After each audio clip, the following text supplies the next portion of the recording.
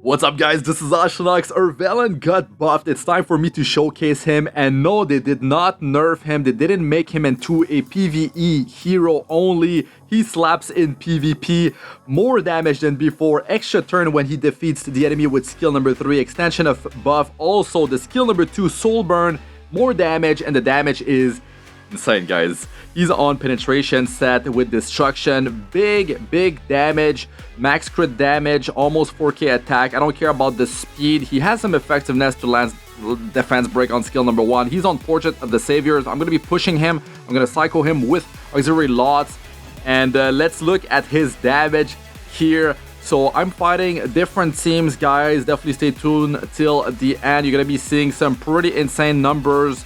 Soul burning skill 2, not soul burning it. Look at this. My god, let's open up against crowd. The skill number 3 deals more damage than before, not a major increase, but man, the skill number 2 with the soul burn is completely insane how much damage you're able to dish out with that. So you're gonna be able to take out someone. Just make sure that you're going for a target that you can actually defeat. You have to tune your stats accordingly. You might not be running him, with an auxiliary loss to push him. But yes, in a control environment, arena offense, Guild War offense, you can pull things like this off. But let's say you want to bring him in World Arena. You want to bring him, with speed. You don't want to rely on Oxlot or a high CR pusher with attack buff, right? So you're going to be building him on speed set, penetration, speed main stat boots, and he's going to be losing a lot of burst damage. His hits are going to be, hitting for less, right? So will he work? Well, with the damage that you're seeing with my build, you are able to tune accordingly.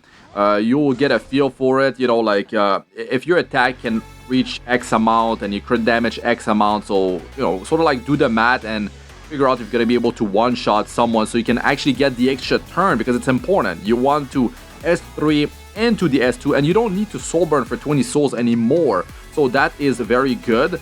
Now, you don't need any souls for him, basically, because you pop someone and then you S2 without soul burning. But maybe you don't even need a Tagil Lynch book. Maybe you were able to build 10 souls because of the rotation of heroes before he goes. And that's going to be really good for you, because the skill 2 hits so hard. It's crazy. I've seen numbers out of the skill number 2 hitting harder than skill number 3 quite a few times, because the targets I'm going for with the skill number 3 are targets that has more health than him.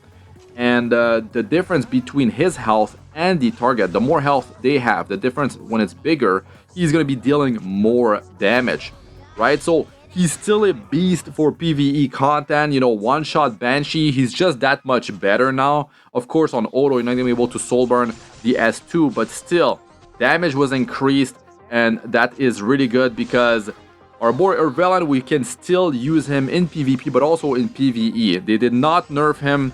I'm very happy about that. I'm sure a lot of players will be happy about that, and he can still perform really well in PvE content. Now, when he gets the counter-attack buff, guys, he can up someone with skill 3, extra turn, soul burn S2, maybe you don't even need it, and then he's got the counter-attack buff, and he has attack buff because, hopefully you have attack buff on him, and then he could potentially take out someone else. That's some free damage happening, counter-attack, 100% chance to trigger, very powerful. And since you use the skill number 2, right, you now have immunity buff.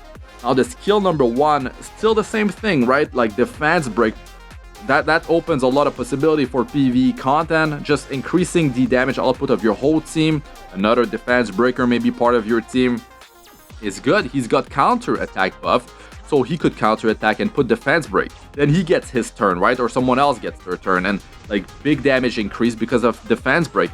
You can see you can do so many things with getting an extra turn, like RB, double tap, and that's great. That is definitely great. So just make sure that you're able to one-tap the hero you're going against with the skill number 3. So in this video, I'm trying the skill 3 against some targets that are very healthy. Even Dark Corvus, guys, just to show you the damage output he can do with these stats. So you might not have him on Portrait of the Saviors. Maybe you're running a different artifact. Maybe you have 300% crit damage. Attack might be 3500 because you're running him like on speed set with, you know, speed main stat boost. So you are losing a lot of attack. And I have a destruction set with penetration, right? So make sure you have penetration so you can scale your damage further. But man, I feel like he's gonna be able to do some pretty cool things, even with less crit damage, even with less, you know, attack. So I'm gonna have to eventually try him again, you know, in a non-control environment, or at least, you know, still control environment, arena offense, guild war offense.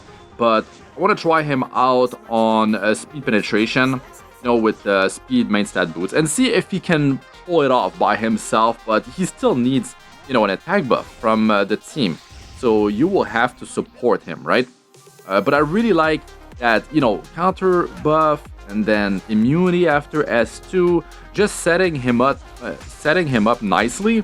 Because like if you are able to open against the enemy and you're able to push him, so, you know, sort of like your whole team goes before the enemy goes, and you're fighting like a tanky team, because Ervalen is going to shine versus a team that has like at least a tanky hero, so you can put the skill 3 to good use, right? Could be like a reviver, a healer, you know, a knight. You could even pop a knight that has Aureus too, because you pop that knight, big damage with the skill number 3 because of the HP difference. And then you don't have to worry about the Aureus on the enemy team anymore. So you're going to be dealing more damage against their other heroes. So that is good as well. That's a good strategy, right? Imprint-wise, he has crit chance for himself. I mean, that is the most powerful imprint because it's a lot of value right there. So you could tune your build accordingly and just, you know, turn it on. Maybe you can switch a different piece. You can have a different build just because of that crit chance imprint. For the team, I believe the team imprint is effectiveness. So you might want to use that for a PvE content. Versus Banshee, you only need 85% crit chance, right? So, because you get 15% for free when you are at elemental advantage. So here, Dark Corvus, boys, let's just open up against him.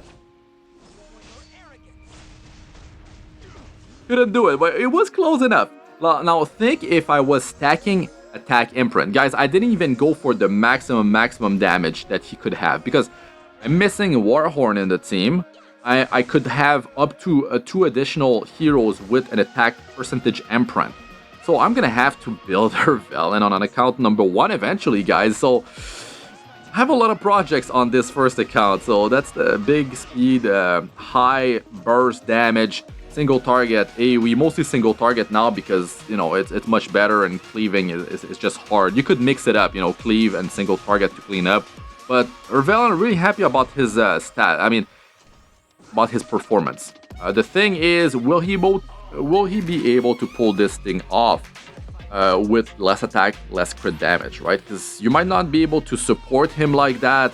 Maybe you have to take a few hits before you can actually get to go. Maybe you want to like heal him back, heal your team back, stabilize, cleanse debuff, and then you put the attack buff.